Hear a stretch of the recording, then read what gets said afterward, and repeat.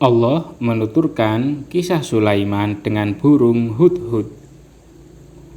Sekelompok pasukan burung secara bergiliran maju ke depan untuk menjalankan perintah yang diinstruksikan, sama seperti prajurit-prajurit para raja pada umumnya. Tugas hudhud adalah untuk mencari tempat keberadaan air. Ketika Sulaiman dan para pasukannya tidak menemukan air di tengah padang pasir ketika dalam perjalanan, hudhud biasanya datang lalu mencarikan keberadaan air. Dia diberi Allah kemampuan untuk mendeteksi keberadaan air di dalam tanah. Ketika hudhud menunjukkan keberadaan air di suatu tanah, pasukan Sulaiman menggali titik tersebut lalu mengeluarkan air. Selanjutnya mereka gunakan untuk keperluan yang dibutuhkan. Namun, suatu ketika Sulaiman mencari-cari hudhud. Ia tidak ada di tempat tugasnya, lalu berkata, "Mengapa aku tidak melihat hudhud? Apakah ia termasuk yang tidak hadir? Yaitu, kenapa ia tidak ada di sini? Ataukah ia menghilang dari pandanganku sehingga aku tidak melihatnya? Pasti akan kuhukum ia dengan hukuman yang berat." Sulaiman mengancam suatu siksaan padanya, "Atau kusembelih ia, kecuali jika ia datang kepadaku dengan alasan yang jelas." Maka tidak lama kemudian datanglah hudhud dan kemudian berkata kepada Sulaiman, "Aku telah mengetahui sesuatu yang belum engkau ketahui, yaitu aku melihat sesuatu yang belum engkau lihat." Hudhud menyampaikan berita tentang sebuah kerajaan besar Saba yang ada di Yaman. Kerajaan Saba pada masa itu beralih ke tangan seorang putri raja yang ia angkat sebagai penggantinya, karena ia tidak memiliki keturunan lain selain putri sematawayangnya itu. Mereka kemudian mengangkatnya sebagai ratu. Ia adalah Balqis binti Syairah.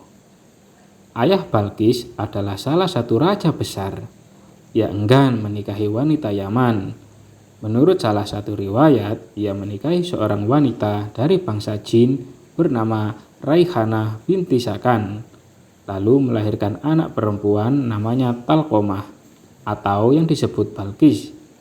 Ratu Balqis dan rakyatnya adalah kaum yang menyembah matahari. Setelah mendengar laporan dari hudhud, Sulaiman mengirim surat berisi seruan untuk taat kepada Allah, taat kepada Rasulnya, serta tunduk untuk bergabung dalam kekuasaan Rasulnya.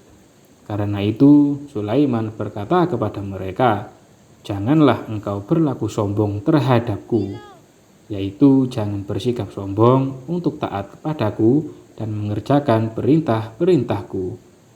Dan datanglah kepadaku sebagai orang-orang yang berserah diri, yaitu datanglah kepadaku dalam keadaan bersedia mendengar dan taat, tanpa permusuhan ataupun rayuan."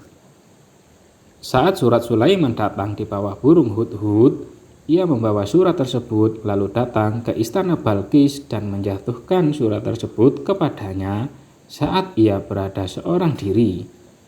Hudhud berdiri di salah satu sudut ruangan untuk menantikan jawaban dari surat tersebut. Balqis kemudian mengumpulkan para amir, menteri, dan pembesar kerajaan untuk bermusyawarah. Dia berkata, "Wahai para pembesar, sesungguhnya telah disampaikan kepadaku sebuah surat yang mulia." Ia bacakan bagian awal suratnya terlebih dahulu.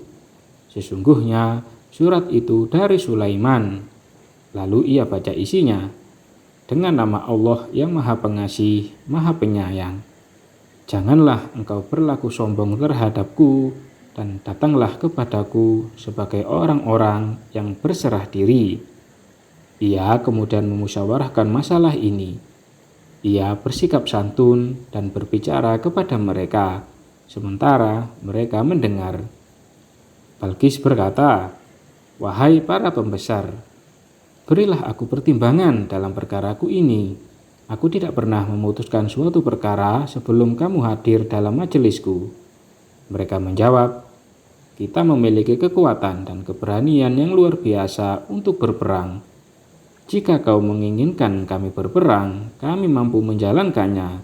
Meski demikian, keputusan ada di tanganmu, maka pertimbangkanlah apa yang akan engkau perintahkan. Balkis tahu bahwa si pengirim surat tersebut adalah raja yang tak terkalahkan, tidak bisa dihalangi, tidak bisa ditentang, ataupun ditipu. Ia akan mengirimkan utusan kepada mereka dengan membawa hadiah dan menunggu apa yang akan dibawa kembali oleh para utusan itu. Ia tidak tahu bahwa Sulaiman tidak mau menerima apapun dari mereka, dan pasukan yang dimiliki Sulaiman mampu mengalahkan mereka. Ketika para utusan itu sampai kepada Sulaiman, dia berkata, "Apakah kamu akan memberi harta kepadaku? Apa yang Allah berikan kepadaku lebih baik daripada apa yang Allah berikan kepadamu. Tetapi kamu merasa bangga dengan hadiahmu." Kemudian Sulaiman berkata pada para utusan Balkis, "Kembalilah pada mereka. Sungguh, kami pasti akan mendatangi mereka dengan bala tentara yang mereka tidak mampu melawannya. Dan akan kami usir mereka dari negeri itu secara terhina, dan mereka akan menjadi tawanan yang hina dina. Bawa kembali hadiah ini, karena harta benda, hadiah, dan pasukan yang diberikan Allah kepadaku jauh berkali lipat dari hadiah ini. Jauh lebih baik dari apa yang membuat kalian membanggakan diri atas sesama manusia." Saat mereka mendengar kata-kata Nabi Allah itu, mereka tidak bisa berbuat apapun selain mendengar dan taat. Lalu Sulaiman memanggil seluruh rakyatnya dari berbagai makhluk dan bangsa. Ia menawarkan kepada rakyatnya siapa yang mampu membawa rombongan Balkis tiba di sana. Ifrit dari golongan jin berkata, "Akulah yang akan membawanya kepadamu sebelum engkau berdiri dari tempat dudukmu. Dan sungguh aku kuat melakukannya dan dapat dipercaya."